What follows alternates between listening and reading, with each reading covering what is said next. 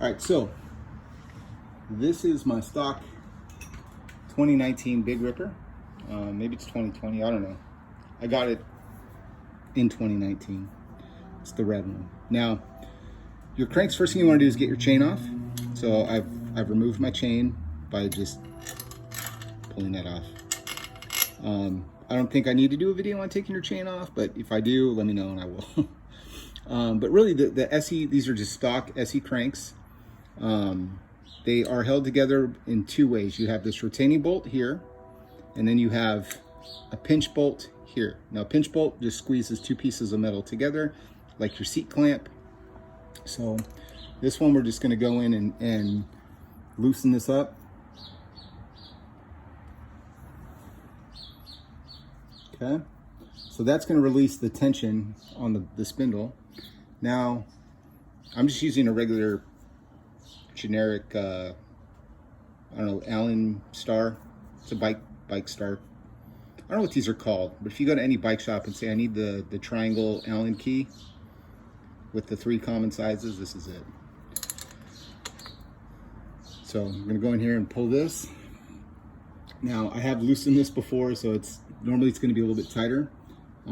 If you do need some leverage, grab yourself a second tool. This is just a regular crescent wrench, but physics, science, if I put this here around this part and then lift up this way, I'm going to get more leverage than I can with my wrist. So pro tip, don't bang on anything, use leverage to help. But this will just pop off here in a sec. There it goes. So once that's off, you can just kind of freely spin your crank, or you can turn your wrist and get carpal tunnel. It's up to you.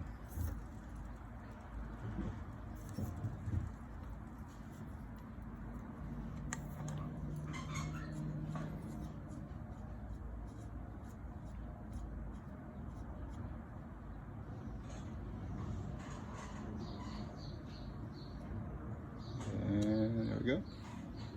Set that bolt aside. I've already loosened up the pinch bolt, so this should pop off. There it goes. So now the last thing I need to do is remove this bolt here that is in the back of the crank.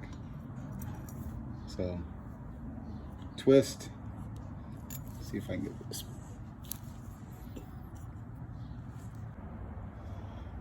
Okay, pulled out the bolt here.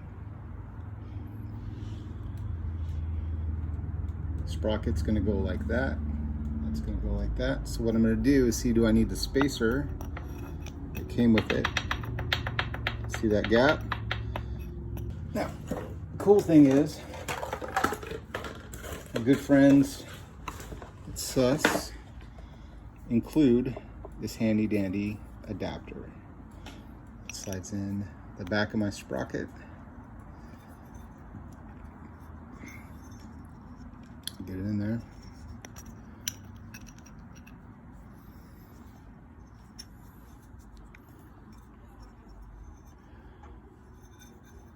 Press that in.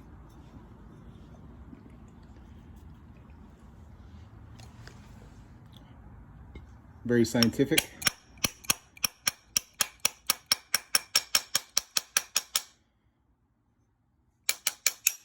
Okay. Now, in theory, that actually now fits as it should. Slide this on top. I'm gonna line it up.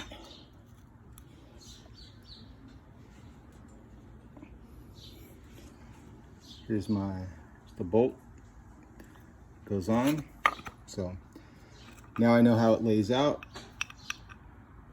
Bolt through the back. Can you see that? Like so. There you go.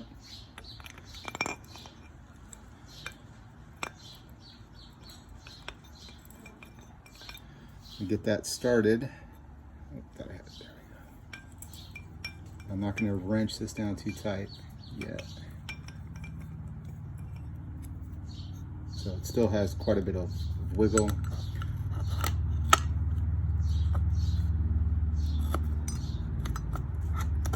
There you go.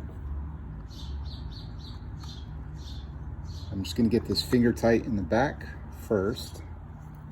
There we go.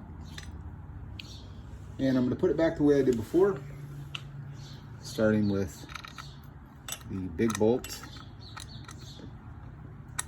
This is, I don't know if this is technically called a retaining bolt, but that's essentially what it does. Keeps your fork from flying off. After I get this down tight, then I'm going to do the compression bolt.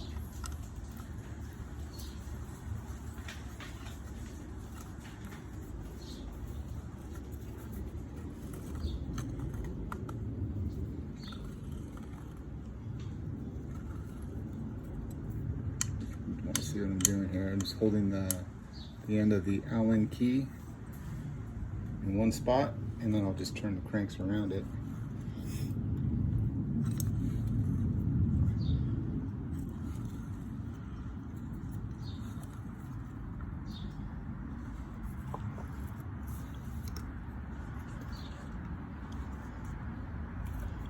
Get too tight, the cranks don't want to move, so then you kind of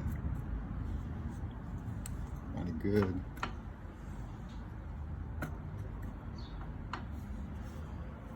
It's about right. It's not loose.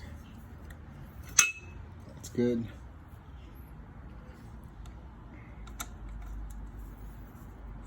Now I'm going to tighten this compression bolt. Your cranks are back together at this point.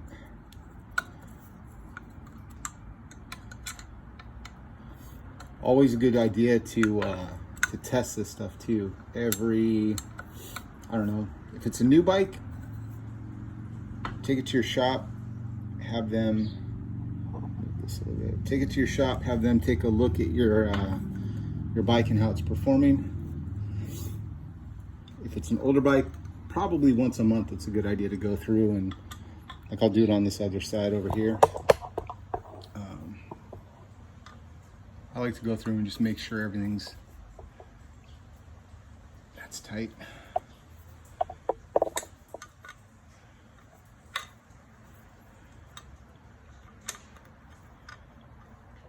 No play in that. That's good. Okay. So, good thing to do is just test your pedals, your cranks, make sure everything's operating like you want it to. Last thing that we're going to do now, get my chain back on.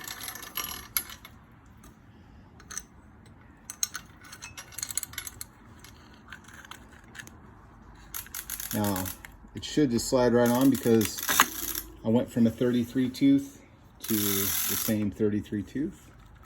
But there you go, my new sprocket.